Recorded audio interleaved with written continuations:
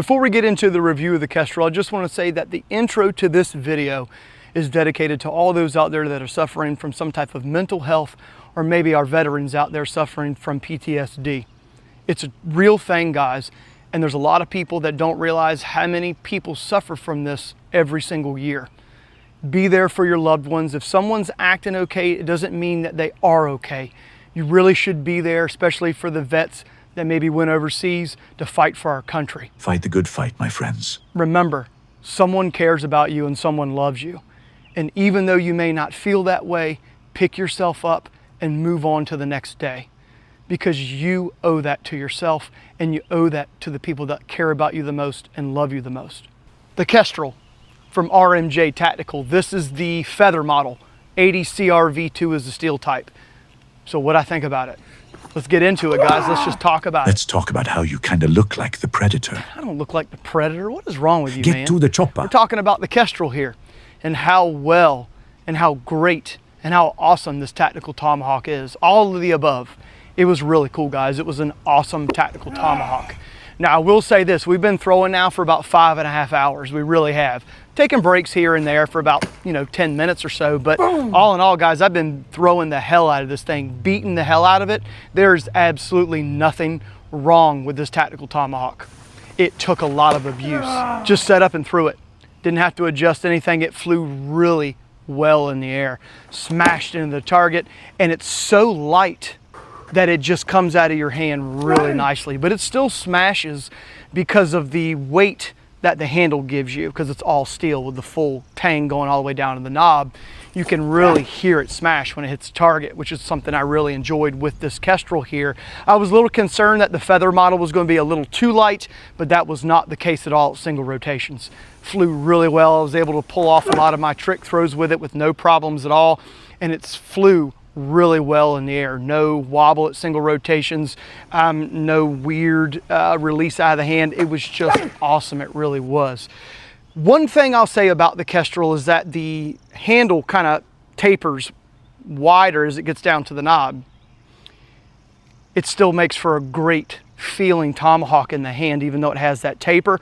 It's very slight, so it's not very pronounced like you get with the cold steel Recon Hawk. I didn't care for how it tapers off really fast. This is a very gradual taper, and it's very subtle, which makes it feel really great in the hand. It really does. Now, when I got back to double rotations, I kind of wanted to be a little bit more tactical or tactical with this. So I tried a few of my slower throws into the target, which it performed beautifully.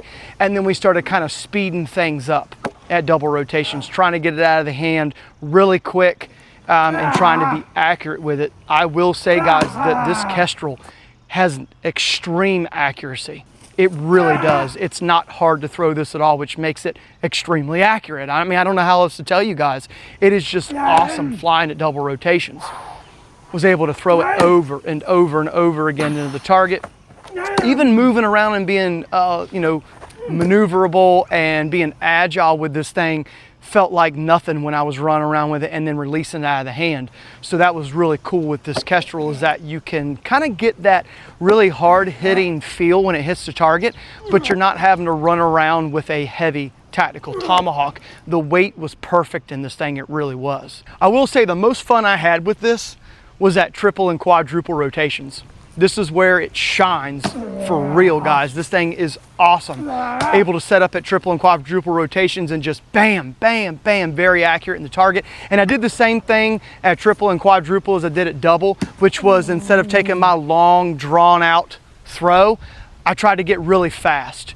And even being really fast with this thing, it changed nothing. Smashing the target right in the bullseye, guys. It was just awesome. It really was. Triple and quadruple rotations felt exactly the same. I mean, guys, this thing just flies like a dream. It really does. It's awesome in the hand. It releases great out of the hand, and it will smash if you want it to.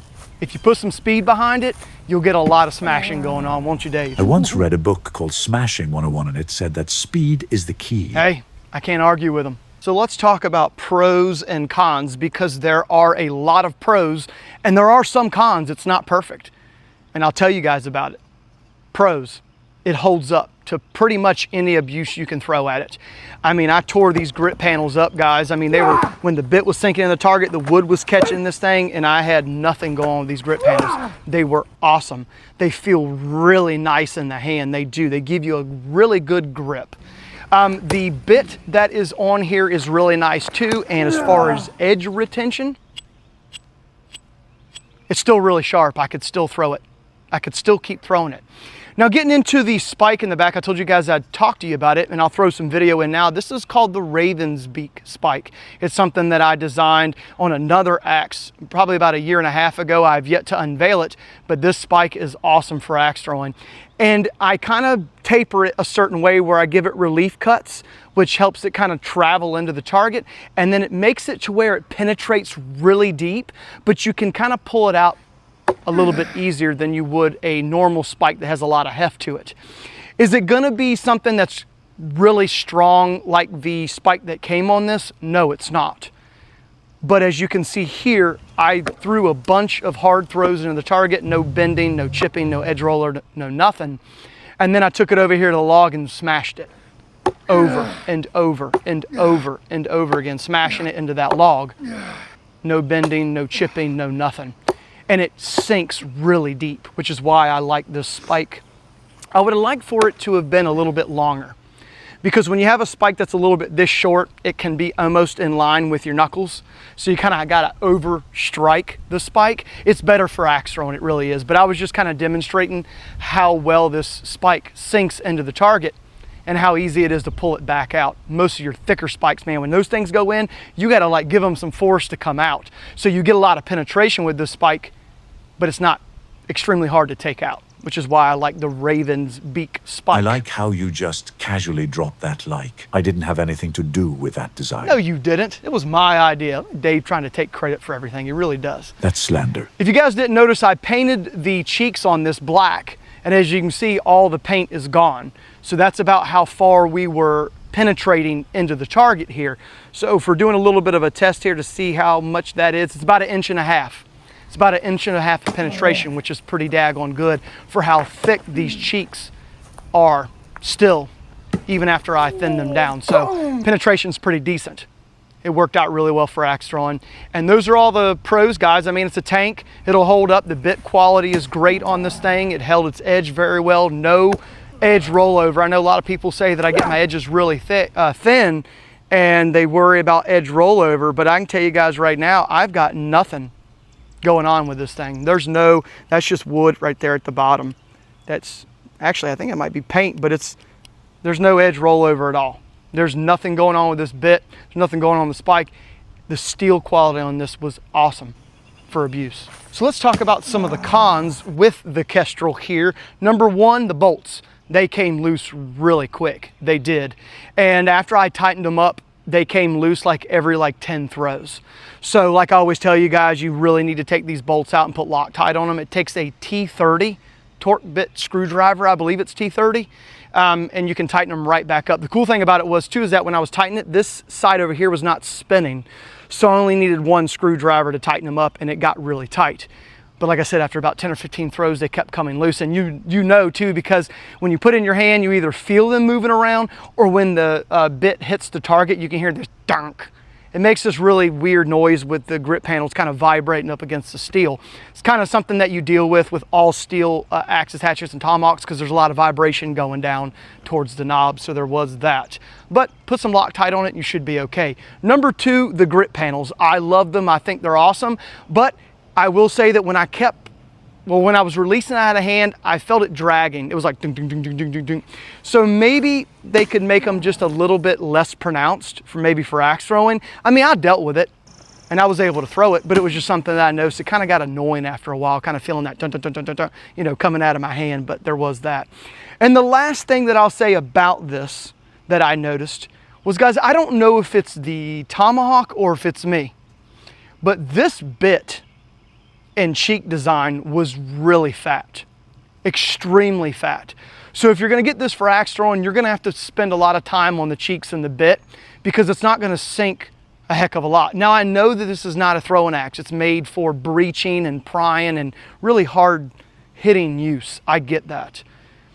But if you want to use it for axe throwing, you're going to have to grind or taper down these cheeks and this bit profile and get it very thin so it can give you better penetration and it can sink into the target. Whenever I took the cheeks down and took the bit down and got it where I wanted, I noticed that I was having a really hard time trying to get this thing shaving sharp or razor sharp.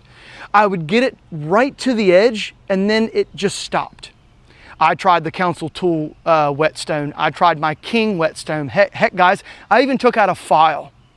And once I took my file out and really worked on these cheeks and this bit, I went back over it with my 600 grit whetstone from Council Tool, which I'm starting to really like now. And then I was able to get it almost shaving sharp. But I did notice that it took a while. So much so that I brought like 2 other axes out here because, you know, it could be me. I could be doing something wrong with the whetstone that day. It's possible. So I brought 2 other axes out and sharpened them, and I had no issues getting those shaving sharp, razor sharp. So I was kind of concerned at first. I was like, man, something might be going on with this.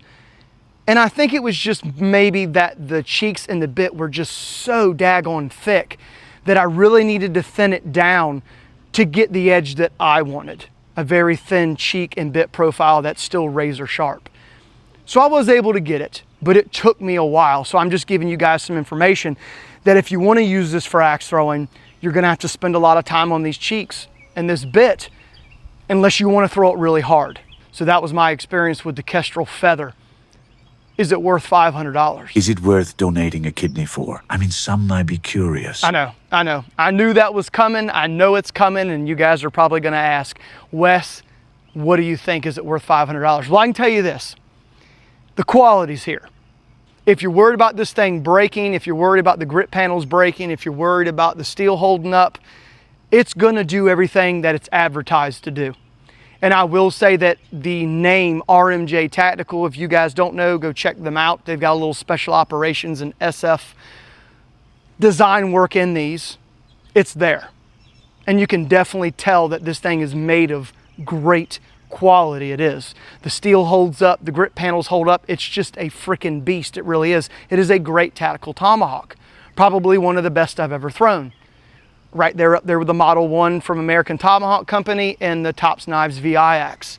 But you're probably thinking, Wes, I don't have $500 to spend on this, or I don't want to spend $500 on it. Buy now, pay later? Understand. Totally understand. And I'm going to show you guys an axe that I think that you can get if you don't want to buy this one or if you can't afford it. The Model 1 from American Tomahawk Company, guys. Very similar in length, very similar spike before I modified this one, of course, and a very similar bit length. And this one's a lot thinner for axe throwing. So I'm just going to say that. If you can't get this, then get the Model 1, and I think you'd be happy with that. There's no shame in going with the Model 1 because you can't get this one or don't want it. I totally understand. Am I going to keep mine? Of course I am. I think it's made of quality. I think the reputation of RMJ Tactical is definitely here in this. I proved that by beating the hell out of this thing for 5.5 hours. But I understand that price is an issue too. So go with the Model 1. But this thing, put a little time in it. I know some people are going to say, man, you had to put time into a $500 axe. You don't have to. But I think the time and effort and design that I did to this made it better for axe throwing. And that's just my opinion, guys. Let me know in the comment section what you think of the Kestrel from RMJ Tactical. Let me know what you think of this Raven's beak. If it's something that you would do to yours, it's awesome. And I'll show it to you guys on another axe. Thanks for all the support, guys. I really appreciate it. And thank you for watching this so I can afford to buy axes, hatchets, and tomahawks like this. I really do. I really appreciate it. Me and Dave, thank you guys all the time. Come back and watch some more of my videos. We got a Winkler coming up soon. That one's going to be awesome too. More expensive than this one. But you guys helped me pay for that one too by watching these videos. So thank you. Thank you. I appreciate all the support, guys. And remember, it's always for the love of these axes, hatchets, and tomahawks. But until next time, see ya.